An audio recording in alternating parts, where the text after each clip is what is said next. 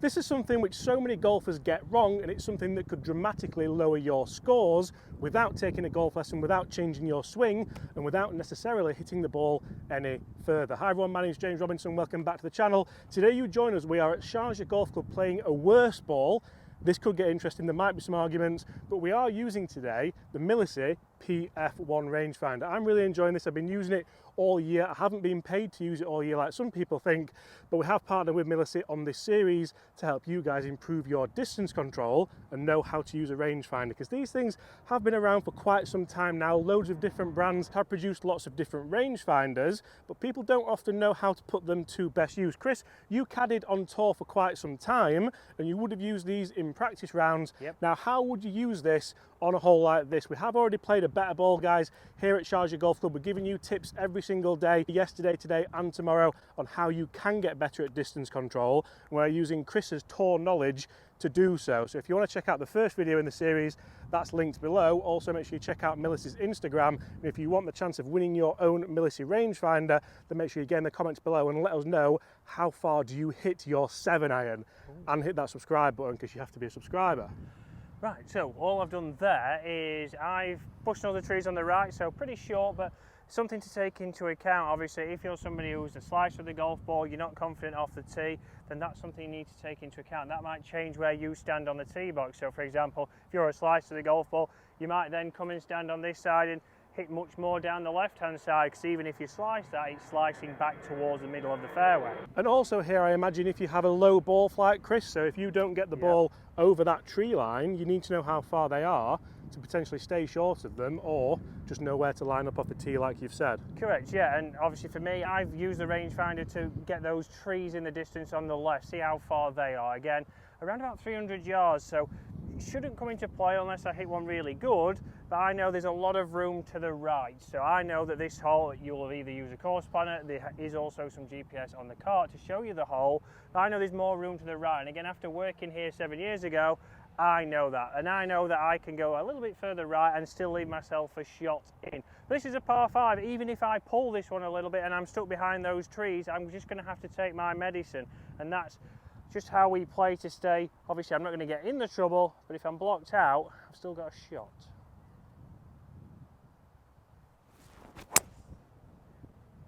Great shot. So a little fade, opens up down there. So that should be right hand side. all right. Right, worst ball, anything could happen. I know I can't hit it to those trees, so I'm going to aim at them and just try and peel it off a little bit. Like that. Shot. And I like that I know the distances for both the trees here, because I know my ball flight can move around them nicely there, and that should put us in prime position to attack this par 5 with lots of water on it. So guys, as you know, we have partnered with Milessey in this series, and they are giving away a couple of PF1 rangefinders. All you have to do, go over to their Instagram, give them a follow, throw a like on this video, subscribe to this channel, and guys, get in the comments below, how far do you hit your 7-iron? And let me guess, is it 150 yards? Now get back to the video, let's enjoy it, let's give you some tips on how to use your rangefinder better, and let's see if we can get that score even lower. So we have my ball down in the fairway there, and Chris's is a bit further up here, but in the rough. So what we're saying is the worst one here, further up in the rough or back in the fairway. Maybe the rough's going to obviously hinder you getting to the green a little bit more. It's not an easy one. Let's get the Milessey out and let's see just how far we have. To be honest, here we're going to look at the flag, but the big distance is carrying that rockery and obviously carrying the hazard. So what would you do on tour here, Chris, when you have pretty much trouble everywhere? I know you need to get the yardage to the flag. A lot of people would just potentially get the flag and then that's it, look at the slope maybe, and then take a judgment off the wind. But I want to know how far the hazard is, both on the left and in front, because I know my miss would potentially be left, so I need to know what I'm doing. So it's 234 to the flag, then all I've done is I've used the rangefinder to pick up a couple of the stakes just obviously at the water hazard. We've got 161 right in front of us, and to the left, if I go a little bit shorter, we're looking at 125, so on the left a lot shorter. So here you've got to decide here, risk and reward again. Take into account your lie. Is it a nice lie? We know we're in the rough here. Is that going to play a big factor? Yes, it is. So am I going to then be able to reach there? I'm going for it, mate. James is going for it. I'm going to play Sensible. I'm just going to get it down there. I know I've got 168 to the water, 120 on the left-hand side. Even if I just hit this 100 yards, I've only got for me a pitching wedge in. But for you, for your layup here, you might start to think, right, what is your number? What is the club that you like? What's going to be your most confident club to hit the green for a third shot? 234 yards, I could definitely get over there, but there's a lot of water, a lot more risk. That's probably going to make your scores a little bit higher. So what in essence we're doing is plotting the hole rather than just attacking it. I like it, pragmatism. The thing is we're playing worse ball, so if you lay up, I might as well lay up. We're a team, aren't we? We are a team. 165 and I picked that out, is that wrong? That's the wrong club. Because that can go more than 165, can't it? So I need to go this one. Just Chris zapping the fun out of everything once again. The fun killer. Me just hit a nice little 155 8 iron. That'll do, not the best strike, but we're down there. Yeah, and that's a shot here. It doesn't have to be a full shot. So James said, well, I could have gone maybe. It has taken all the pressure off, I must say. But trying to hit it full here, you don't always have to do that. Maybe just drop down. Like I can play an 8 iron here, and I'm just going to play it like an extended chip shot, get that running down there, and I know it won't reach. And that's nice and controllable. That's got me in a position now where I can hit the green. We'll get down there and use the rangefinder and see which one of those two will be classed as the worst. I want to see if I could have got there. Oh, here he goes. Here he goes. He's got his new favourite club, and my favourite club. At the pylon, over the trouble, fading back. Hero shot. And there she goes. Come on! Come on! Come on! It was that up. Rockery. Oh, that was a brand new ball as well. I didn't see it splash. No, I didn't. I think it's over. Started it too far left, really, but here for a good time, not a long time. I think it was the right shot you chose. Well done, Maybe. Gaffer. Well done, Gaffer. Right, two very similar shots, both in the fairway. Are we just saying that the furthest one's the worst one, I think? Furthest one away? Yeah. Again, a little bit of ball below the feet as well, so I shall collect You've got the mine. Milessey. I have the Milessey here. So what do we have to that flag? You can see here playing 100. I can't believe I've got that on camera, Chris. 108 yards, playing 110. That is a steady arm. That is, because you know me all over the place. Beautiful. A few lager tops. Right, is it magnetic? No. And I like that because it means you're not going to leave it on the cart. I've lost so many like that. So we've got 108 playing 110. But again, we'll just have a look at the front edge. The front edge is 97 playing 96. Basically, this needs to be over 100 yards, doesn't it? Because you could well spin back in the water here. Yeah. I bet that's something you would see on tour quite a lot. A lot of people here at 110 might think a full gap wedge, but in these conditions, very similar to American conditions actually, Yeah. a full gap wedge might land 120, potentially into the wind like we are, could spin back a 10-15 yards into the water. Yeah, exactly. So you want something, maybe go up an extra club. It's not going to have as much spin. You're going to guarantee you get over, and you're going to give yourself that If we chance. both stiff this, we could make a birdie in worst ball, unheard of. Oh, that is gorgeous. Be the club. Be the club. Oh, Chris Dennis. There we go. I mean, it was a terrible golf swing, but I'm going to take it. All right. Bloody hell. That's why I said. I'll get rest at earth off it. Well, you're too busy whinging about. Right. If I get inside that, we've got a chance. Don't fall down that divot. Oh, that's a nice shot. Come on. It Come should on. be soft ground. Similar divots. Oh, bit of spin. Come on! Why do I always walk forward for the divot when it's sand? Thank you. Thank you. But this is all down to obviously having an okay golf game and putting good swings on it. Let me just get out for you, Chris. But also knowing those distances, knowing that potentially your ball can spin back, knowing how the ball's going to react. It's vitally important to know how far the ball lands, but it's also important to know how it's going to react when it lands. Is it going to spin back? Is it going to shoot forward like it did on the par 3 for me in the last video? Who knows? If we both roll those in, that is a birdie in worst ball. Insane. Now, I'd just like to say that although that was only 108 yards playing 110 yards, it wasn't an easy shot because it was a little bit, the ground was a bit moist, easy to duff it, so it's good to get the strike. But with the water short, to hit those two shots in is if I do say so myself, very, very good. Well inside tour average. I'm just disappointed that I think Chris has hit it closer. Very disappointed. Right, we need to both hold this. I mean, look at that for, you know when you're talking distance, this is a distance video. Stop it. Yours has finished better, mine pitched better.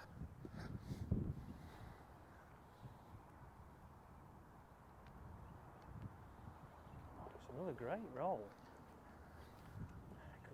Come on, Chris, all the arguments are starting. This is for a birdie in worst ball, which is absolutely unthinkable. On a par 5 as well, there's so much that could go wrong on a par 5. Oh, go on, son! Yes, one under par in a worst ball. Guys, I hope this video is helping you. Hope you're enjoying it as well. But for me, we really do think that so many people have these rangefinders. I've been using the Milessey PF1 all year, like I said, but so many people don't know how to put them to best use. So that's what this series is all about. Today's worst ball, tomorrow, the worst format in golf. I like the other format. What, alternate shot? Yeah, you can't beat a bit of foursomes. What, with me? Maybe not with you, but... Here we go. You know what's really upset me though? Go on. We didn't find that practice ball I had, and it was your game plan that got us the birdie. Oh yeah, we didn't find that. Very upsetting actually. Go on then. Rather made bogey. So quite a wide open hole, but as you can see there is lots of water yet again here. Chris, where are we going from here? So water's starting at around about 235 on the right, so something to think about if again you are a slicer of the golf ball. If you do hit it out to the right, then you want to know how far that water is, but we can still use the tee box to our advantage. But if we want to check that, we can check that. Maybe we don't need to, maybe you can see that. And if you play your golf course, it might not be something that you do. You might do it once and then you've got it in there as a memory. Worth noting the water runs all the way up the right hand side after that as well, so it's not like you're going to lay up with a 450 yard hole. No. So need to hit driver, but just commit to it down the left side. That is an unbelievable golf shot. Well, I enjoyed that one. Yeah, really good swing that. Must have been the Charger tee. Rolling back the ears, a bit of yellow and green. Look at that, wow, matches your top. Unbelievable. Tickle at that. What a day. Right, I'll try and do the same. I'm probably going to go a bit more left because my general shot shape has a bit more cut than yours. And I do not want to put us in the water. After, to be honest, it feels like we're the dream team. Can we birdie every hole in worst ball? You can only birdie every hole if you birdie the first, and we've done it.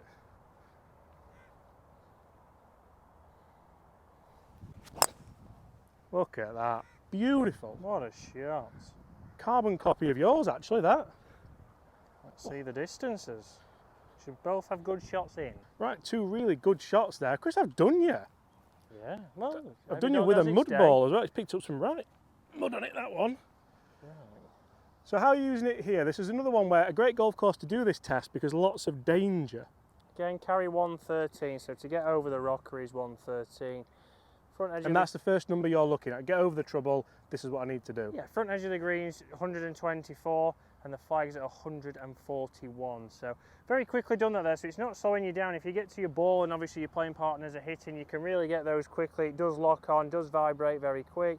And then from there, I can pick my club. I'm now knowing, like James mentioned on the par 3 and on yesterday's video, I've got a window. I need to land it between 125 and 140. So I'm looking at a 135 shot here for me, which I'm just going to play into the breeze. A nice little knockdown 8-time. Great shot. Like Be the club. Oh, tell you what, could we? It's not a bad one. Could we? And that's interesting because so many people there would just smash a wedge, wouldn't they? Not knowing really. Smash a wedge or even go with a 9-9. I've took a little bit more out of an 8-iron there, being able to control the flight, because the tendency for 99% of golfers is to be short. That's going to make sure that even if I miss strike, it's pretty much going to probably run out a little bit and get up towards the hole, but a good one will drop and stop. Oh. Right, great shot, Chris, but watch this. Oh, I'm watching.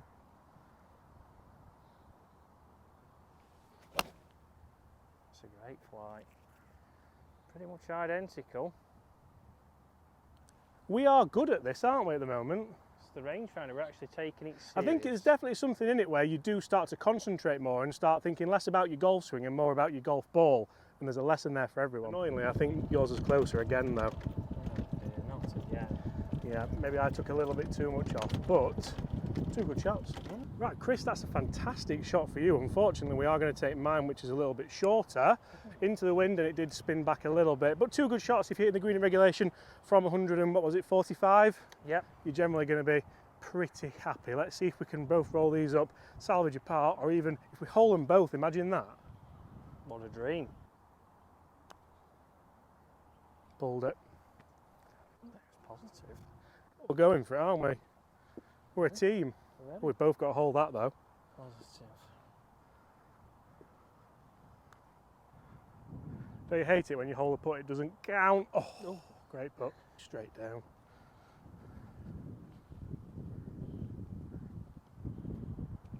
Oh, solid. Don't miss this, mate. Don't let the team down. Delightful. Delightful. Ooh. Birdie and a par, worst ball. Par 5 next.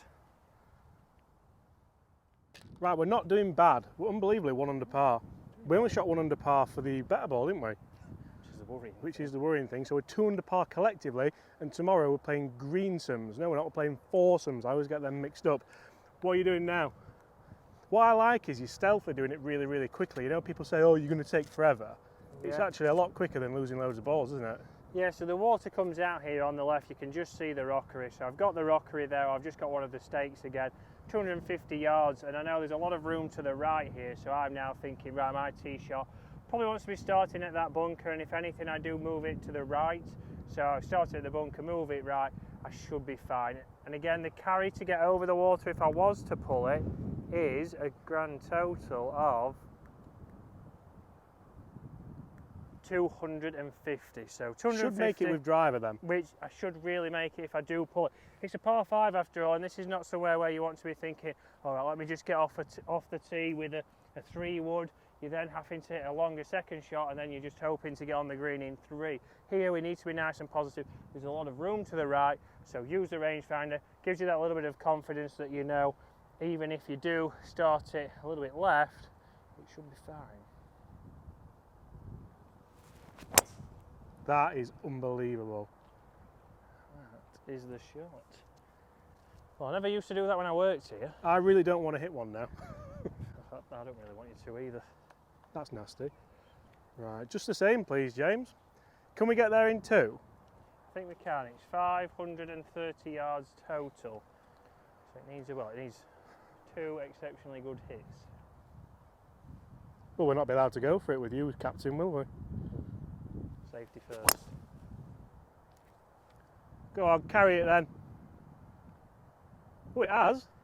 Right, so aggressive line. That's exactly James there. He has pulled it. Didn't mean to. And that's where, if I would have played safe, not knowing the yardages, and I know you might keep thinking, oh, you just talk about yardages, this video is about yardages, but it really does help knowing your distances, knowing what club to hit, because if you're going to play safe, but then actually that's where the trouble is, stupid is as stupid does. And what I really like about the PF1 as well, who used to have them where you used to put them big batteries in, and then like you have to have spare batteries in case it goes. This battery isn't going, but if it was, little micro USB there and on the club car, so you just plug that in for a few minutes and you get a nice bit of charge on it. So kind of best of both worlds really, instead of having to carry loads of little batteries around with you. Very good. So you can see mine has carried the first one, and Chris, yours was a much better line. Are we saying mine's the worst one because we're closer to the water on the line? Yeah, I would say so. I'll grab mine. I'll let you get the number. Right, let's get the number with the PF1. Do you want the good news or the bad news? Go on. The good news is we're not going for it. The bad news is it's 288 yards, playing 295 yards. So that is a nice 200-yard layup up the right-hand side. Try and leave ourselves a nice little pitch in. It's a great Perfect. shot. And again, just checking everything that you know what you're doing. We should have like a probably 70-yard pitch in there. So if you can hit the same shot.